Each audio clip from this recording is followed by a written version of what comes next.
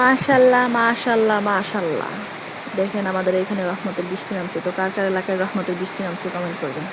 তো আমাদের এলাকায় আমাদের গ্রামে আজকে দুপুর টাইমে খুব বৃষ্টি। আজকে শুক্রবার, জুম্মার দিন দুপুর টাইমে অনেক বৃষ্টি নামছে। খুব ভাল লাগলো, মন প্রাণ হৃদয় শান্তিময় করে দিচ্ছে, মানে প্রশান্ত একটা শান্তি যা আমাদের অনেক দিনের থেকে আলাদা। দেখেন গাছপালা কত সুন্দর সবুজ। এই যে দেখেন মাশাল্লাহ আমার পেঁপে গাছে কত সুন্দর পেঁপে আসছে। সবাই মাশাল্লাহ বলবেন কমেন্টে। আর যারা নতুন আমার ইউটিউব চ্যানেলটা সাবস্ক্রাইব করে পাশে থাকবেন আমার নতুন নতুন ভিডিও দেখার জন্য। তো আজকে ভাবলাম কি রান্না করি। আজকে আমি রান্না করব ডাউল আর আলু ভর্তা। আসসালামু আলাইকুম এভরিওয়ান, কেমন আছেন আপনারা? আশা করি ভালো আছেন। আপনাদের দোয়ায় আমি অনেক অনেক ভালো আছি। তো যাই হোক, আজকে আমি মনে করেন যে রান্না করব আলু ভর্তা আর মাছ ভর্তা আর ডাল। তো শুরুতেই আমি ডাল নিয়ে নিলাম পরিমাণ মতো। আমি আর আমার মেয়ে খাবো, খাওয়ার মতো লোক নেই। আমার হাজব্যান্ড বাড়িতে থাকে না, সে অনেক দূরে থাকে। তারপরে এই যে গাছ হয়ে গেছে আলুতে, অনেক দিন আগে আইনা রাখছিলাম, আলু এখন পুরান হতন হয়ে গেছে। যাই হোক, আর কিছুদিন পরে শীত আসতেছে, নতুন আলু লাগবে। আর এই দেখেন আমার মেয়ের কি বুদ্ধি, মানে গ্লাসের মধ্যে পানি দিয়ে শাপলা ফুলটা বসায় রাখছে, শাপলা ফুলটা সুন্দরভাবে ফুইটা গেছে। তারপরে আমি ডালের জন্য মনে করেন যে রসুন পেঁয়াজ নিয়ে নিছি, এইগুলা মনে করেন যে কাইটটা সিলাইয়া তারপরে ছেঁচনির সাহায্যে ছেঁচা নিব। তো কার কার কাছে ডাউল আর আলু ভর্তা ভালো লাগে? ডাউল আর আলু ভর্তা কিন্তু অনেক ফেভারিট একটা খাবার। মাছ মাংস খাইতে খাইতে, সবজি খাইতে খাইতে ভালো লাগে না? ডাউল আলু ভর্তার সাথে যদি থাকে ডিম ভর্তা, মাছ ভর্তা, এইগুলা কিন্তু অনেক ভালো। তো আমার হাজব্যান্ডের কাছে ডাউল আর আলু ভর্তা অনেক ফেভারিট একটা খাবার। সে মাছ মাংস রাইখা সে ডাউল আর আলু ভর্তা খাবে। তার অনেক পছন্দের খাবার হচ্ছে ডাউল আর আলু ভর্তা। এই দুইটা মিক্স করে যদি আপনি খান, মজা অনেক, সেটার মজা অনেক, যে খায় সেই বুঝতে পারবে। যাই হোক, আমি ওই রসুন আর পেঁয়াজ ছেঁচা নিচ্ছি, তারপরে এখন কাঁচামরিচগুলো কাইটা নিতেছি।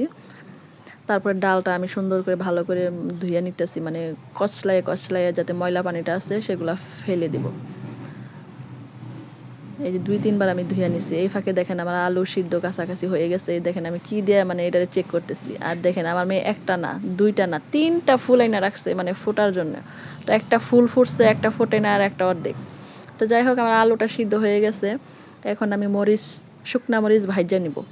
তো তারপরে এই যে দেখেন শুকনা মরিচ দিয়ে দিলাম, তারপরে ভাইজা নিতেছি। ভাজা শেষ হয়ে গেলে আমি দিয়ে দিব মানে পেঁয়াজ, কুচু করে রাখা পেঁয়াজ। এটা আমি ভাইজা লাল লাল করে তারপরে ভর্তা করব। আমি কাঁচা পেঁয়াজ ভর্তার মধ্যে খাইতে পারি না। আমি যখন ভর্তা বানাই ভর্তার মধ্যে পেঁয়াজই খাই না। তো আজকে ভাবলাম যে না আপু, ভিডিও যেহেতু করবো, যদি ভর্তার মধ্যে পেঁয়াজ না থাকে তাহলে আমার ভালোবাসার মানুষটা বলবে আপু তুমি কিপটা, পেঁয়াজ খাও না, ভর্তার মধ্যে নাকি পেঁয়াজ দেও না।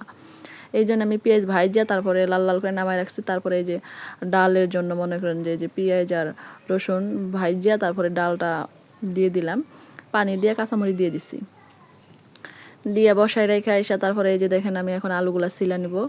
তো পুরাতন আলু তো অনেকটা সিদ্ধ হয়েছে, অনেক সিদ্ধ হয় নাই, মানে শক্ত এইরকম। এখনকার আলু ওই যে গেরাই গেছে, মানে গাছ হয়ে গেছে, এই জন্যে ভালো না তেমন একটা।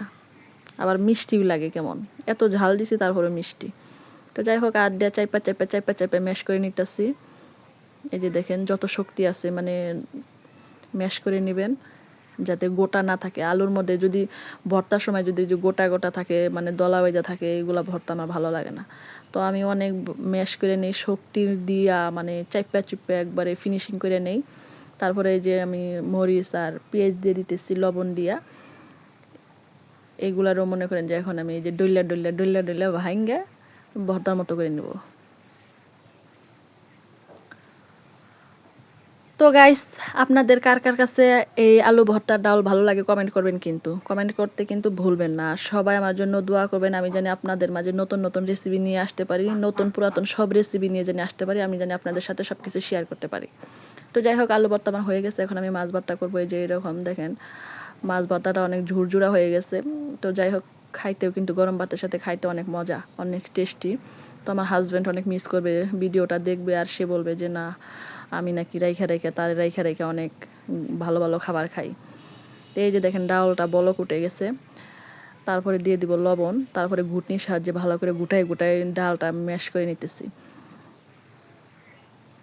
আমি এই রকম করে ডাল রান্না করি, মানে সব কিছু একবারে বাগার দিয়া মানে সোমবার দিয়া চড়াই দিই। তো কে কেমন করে রান্না করে আমি জানি না, কিন্তু আমি এরকম করে ডাল রান্না করলে অনেক মজা হয়। আমার শাশুড়ির কাছে অনেক ভালো লাগে এরকম ডাল রান্না।